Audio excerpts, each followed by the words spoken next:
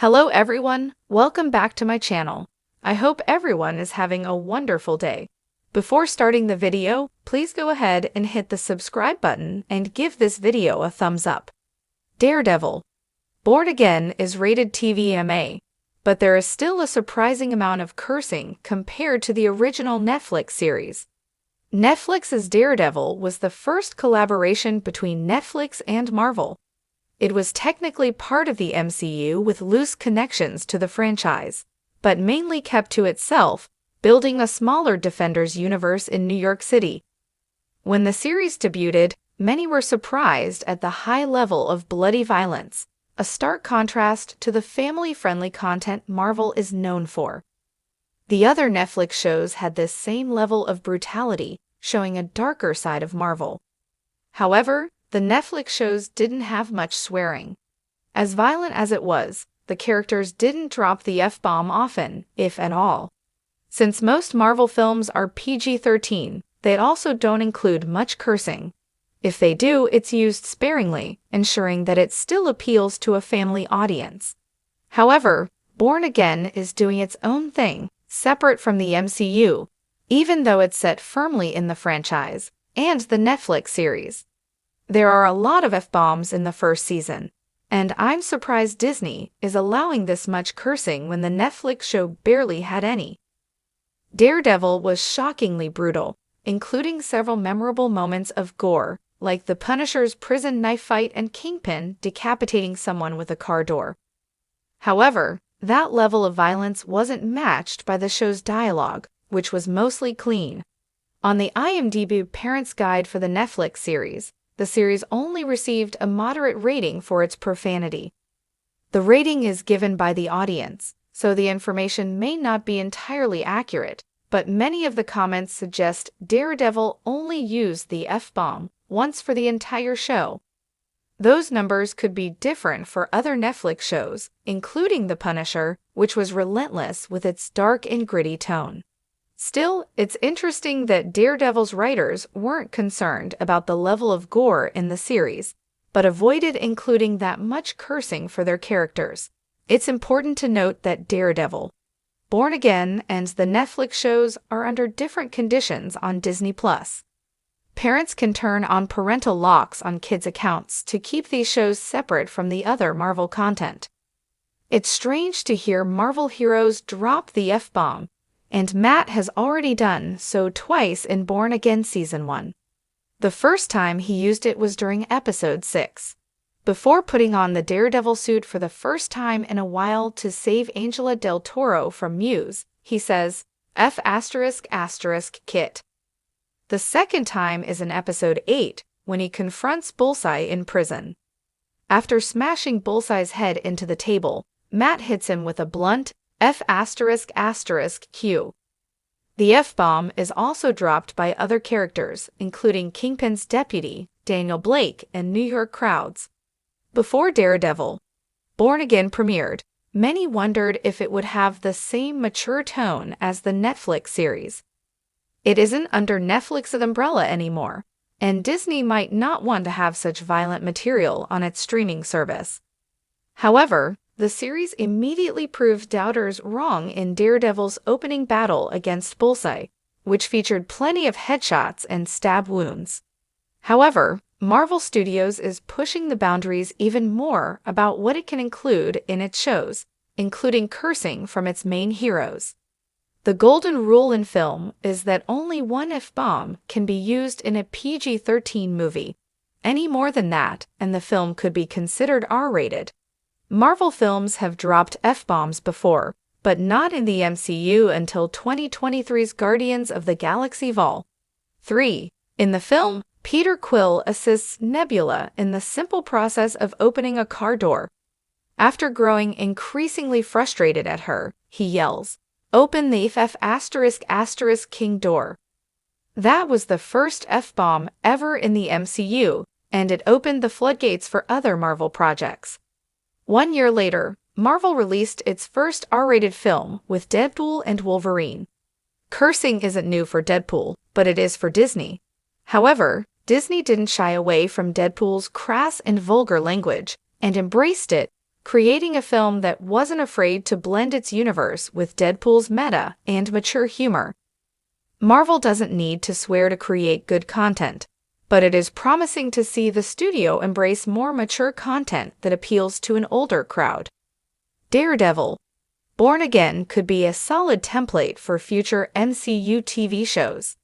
I'm surprised Disney allows so much swearing in Daredevil, Born Again, since there weren't as many F-bombs in the endeavor into a darker, grittier storytelling approach with Daredevil. Born Again has excited fans of the franchise. Following the successful Netflix series, which garnered acclaim for its writing, character depth, and tantalizingly brutal fight sequences, the return of Matt Murdock felt both necessary and fitting. Yet a striking element of this new series has taken fans by surprise: the frequency and boldness of its swearing. In stark contrast to its predecessor, Daredevil, Born Again showers viewers with F-bombs and other colorful language, raising eyebrows among longtime followers and casual viewers alike. How has Disney, often considered the family-friendly bastion of wholesome content, turned a blind eye to such liberal uses of profanity? Let's dive into the implications of this choice and consider its impact on storytelling. A shift in tone. The Daredevil Netflix series walked a fine line, oscillating between character-driven narratives and the visceral brutality synonymous with comic book adaptations. Though the show featured violence, gritty themes, and moral complexities, its use of language was relatively restrained. The portrayal of the characters, and especially Daredevil, emphasized the contrast of their moral dilemmas against the chaotic world of Hell's Kitchen. As a result, while the series hinted at darkness through the characters' interactions, harsh language was often downplayed. Now, with Born Again, there seems to be a concerted effort to amplify that starkness. The decision to allow more swearing can be seen as an intentional narrative device rather than an arbitrary choice. This creative risk aims to evoke authenticity within the dialogue and the characters' emotional landscapes. It feels raw, lending itself to the turbulent world Daredevil inhabits.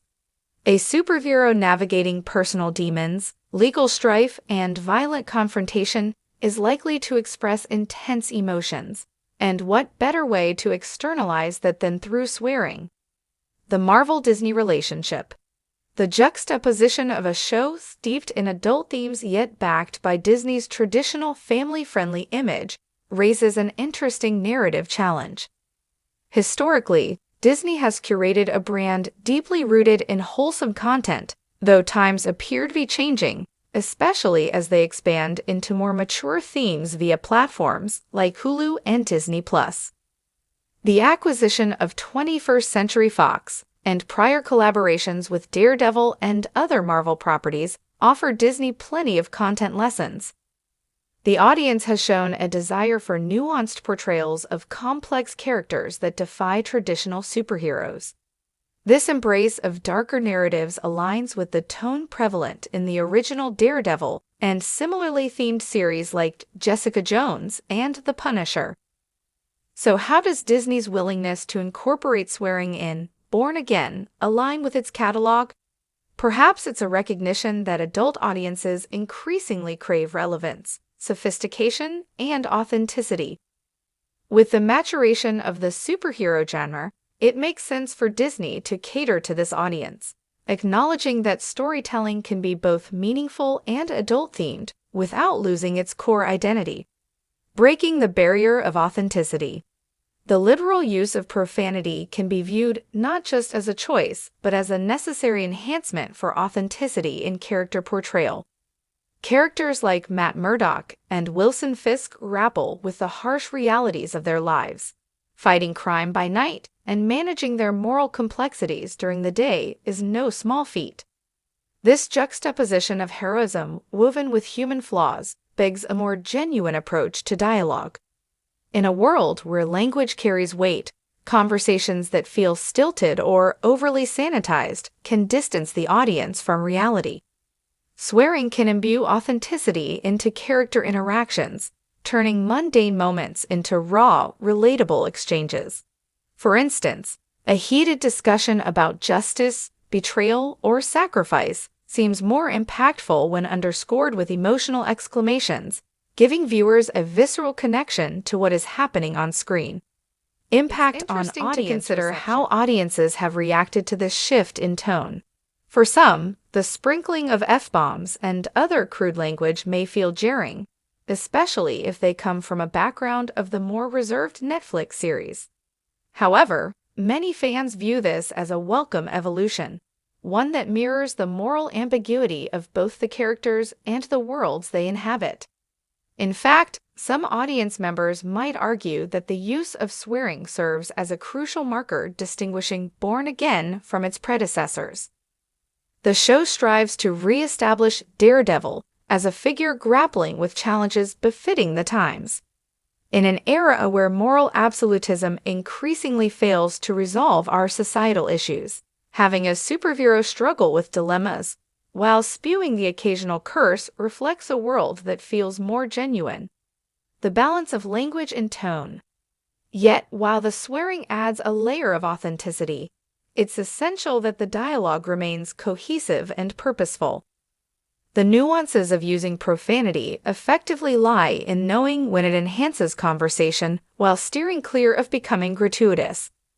The challenge here is to allow swearing to serve the character and the narrative, without overshadowing the inherent drama and stakes at play.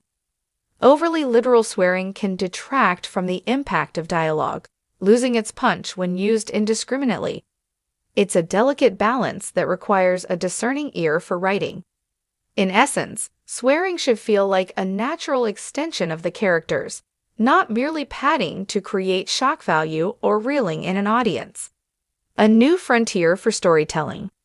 In conclusion, the surprising frequency of swearing in Daredevil, Born Again, serves as a bold declaration of creative freedom, not just for the writers, but also for Disney as a whole.